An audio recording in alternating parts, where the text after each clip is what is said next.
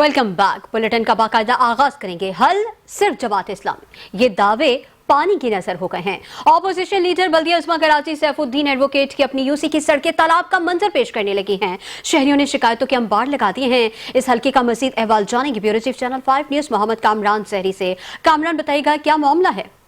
हाँ जी, देखिए इस टाइम हम मौजूद है चनेसर टाउन की उस अहम तरीन यूसी से जहाँ से मुंतखब हुए हैं डिप्टी अपोजिशन लीडर या अपोजिशन लीडर बल्दिया उस्मा कराची सैफुद्दीन एडवोकेट। और ये कराची की वो यूसी है जिनके दावेदार ऐवानों में ये सदाएं लगाते हैं कि बल्दिया उस्मा कराची या सिंध गवर्नमेंट अपना काम प्रॉपर नहीं कर रही। तो मैं ये दिखाता चलूँ, अगर मेरा कैमरामैन दिखाए, कि ये जमात इस्लामी से मुंतखब हुए अहम तरीन सैफुद्दीन एडवोकेट की यूसी है, जहां पर 3 रोज गुजर चुके हैं, अभी तक पानी का निकास नामुमकिन हो चुका है। अगर हम बात कर ले तकरीबन पूरे चनेसर टाउन की, तो चनेसर टाउन का 90% हिस्सा पानी से क्लियर हो चुका है। लेकिन ये वो यूसी, वो बदकिस्मत रोड या वो बदकिस्मत आवाम है जिनके लिए कोई आवाज़ उठाने के लिए आ नहीं रहा।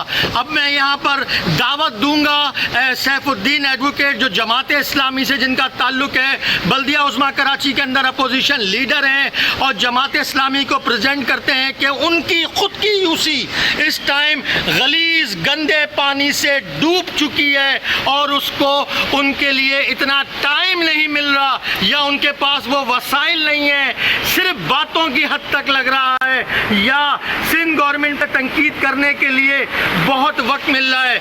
ये बात बिल्कुल गलत नहीं होगी कि 2 रोज कबल होने वाली बारिश ने तमाम इंतजामिया के पोलों का कलई खोल दी थी, लेकिन 2 रोज में सिंध गवर्नमेंट ने कम बैक करते हुए आवाम को पूरे शहर में रिलीफ दिया। लेकिन चनेसर टाउन की वो यूसी जो अब तक उसी हालत में है जिस दिन पहली रात में थी। लग रहा है टाइम फ्रेम यहाँ पर बढ़ नहीं रहा, इंतजामिया नहीं है। यूसी चेयरमैन और यह यूसी जमात इस्लामी के उन कारकुनों की है जो आवाम के लिए हर वक्त तैयार रहते हैं सोशल मीडिया पर।